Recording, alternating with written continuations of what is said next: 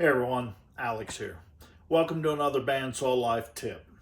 Now, those of you that have taken my cutting board class, you know that I suggest finger grooves and juice grooves if you're going to use it to cut meat or anything that's going to kind of run all over the counter. So today, I did not have a jig that was large enough for a board that my wife wanted some juice grooves in, so I'm going to make one here out of some 2-foot boards that I had left over from the cutting boards. You can see some of these have wormy lines and things like that, and I can't use those in the classes. So I've cut 4 pieces up here. I've got them right at 2 1/4 wide.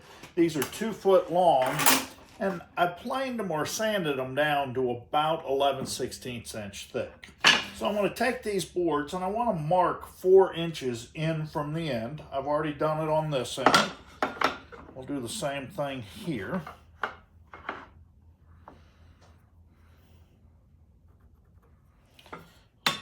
And then we'll just run those all straight. And I can save myself just a little time as long as they're all nice and even. Drawing a line right across there. Now I've got my 4-inch mark. The reason that I want to mark 4 inches from either end is this is where I'm going to put my slot so that I can adjust this to any size from basically 18 by 18 or 18 by 20 or smaller. So let's go ahead and get started. Now the only other thing that I need to do is to mark center, exact center of these boards, because what I'm going to do is I'm going to use these little threaded 1/4 pieces to put right into the end. That way I can lock all this together and I don't have anything protruding there, and I can adjust them at any size that I want. So let's get started. So the easiest way that I know to mark these is I've got a digital caliper here. And all I'm going to do is I'm going to spread that out. I find out where my center is, set that right at about half. Then I'll tighten that into place, and I just simply scribe that in there. Then we'll find out what our thickness is. We'll cut that in half. Now that I've got it marked, then I'm going to take probably one of the most useful tools in my shop when it comes to making sure that I drill this absolutely right. It's just a punch point that I'll just put right in the center. So now I've got my center point with a small starting hole to put my drill bit in. That way I get an exact start. And I'm going to start with a 3/8 inch bit, just a little bit, and then I'm going to finish drilling it with the 5/16, which is what is needed for this. And the reason that I do that is so that this stays as square as possible, because the outside edge is 3/8. So when I put it down into the hole, it lines up absolutely square and straight.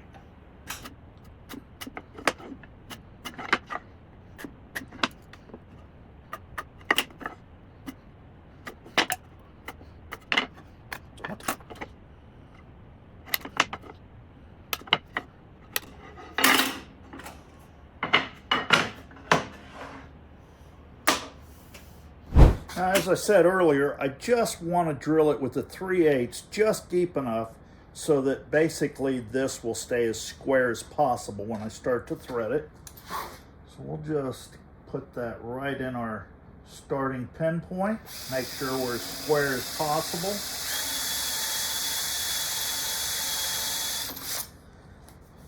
Just get enough so that that will, again, set in there nicely and start perfectly square. So now I've got my 5/16 drill bit in here. I'll just put that right in the center of that, where that brad point left a nice perfect setup. We'll make sure we're square.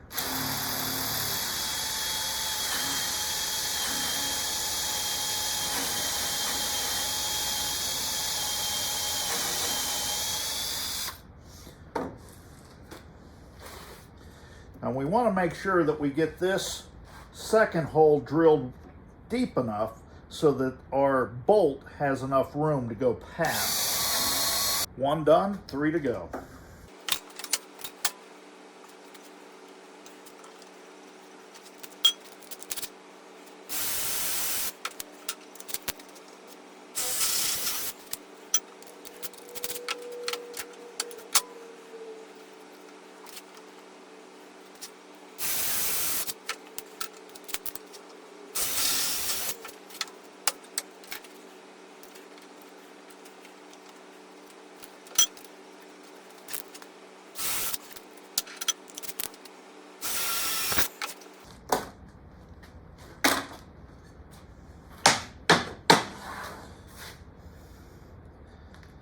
Now we've got all of our holes drilled. Again, we started with the 3/8, finished with the 5/16. Now we should be able to place these right into place. They're already lined up square, so we can just tighten them right into place.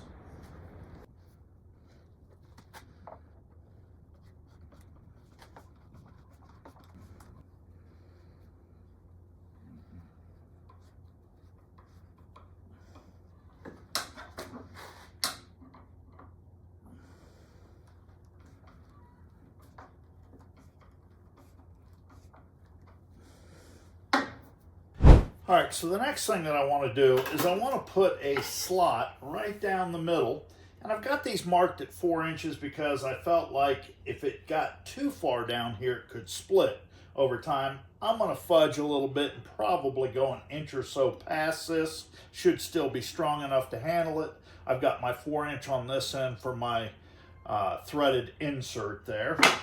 Now I need to set up that groove at a 1/4 inch because I'm using 1/4 bolts. I'm just gonna bring this up.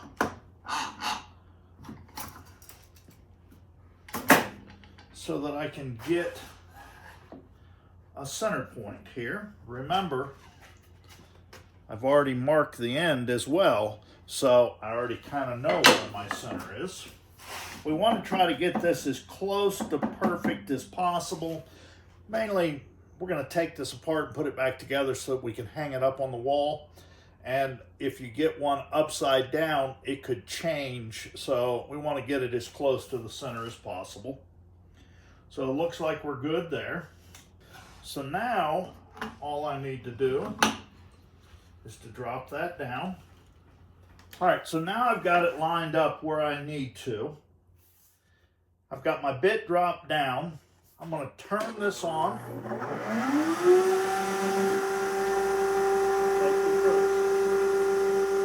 just going to raise this up nice and slow.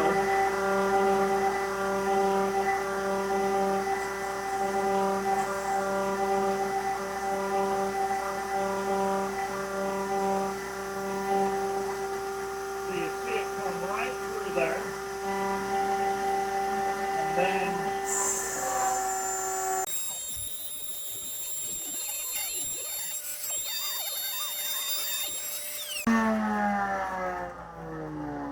just run it down till we hit that 4-inch mark there.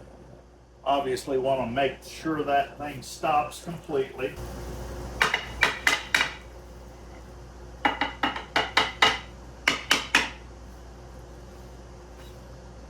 One perfect slot, 3 more to go. Now you may want to, especially if you've got a slot like I have, put a feather board so that it holds it against that board. It can get away from you sometimes, so you want to make sure that it stays solid, because if this thing gets away from you, it will take off and it will probably destroy the bit and just about anything in its way.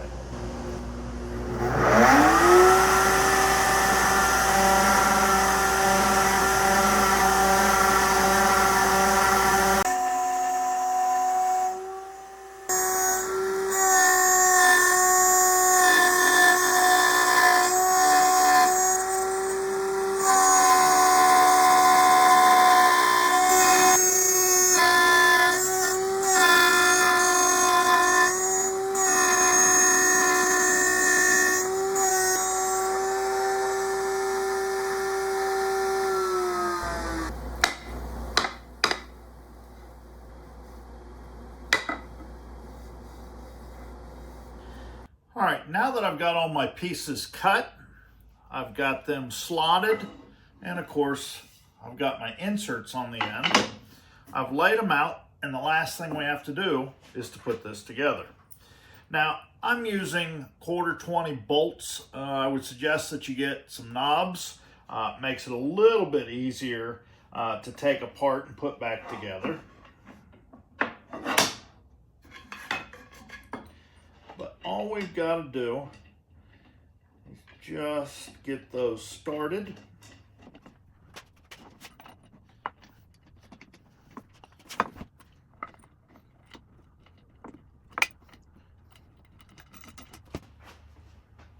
One more.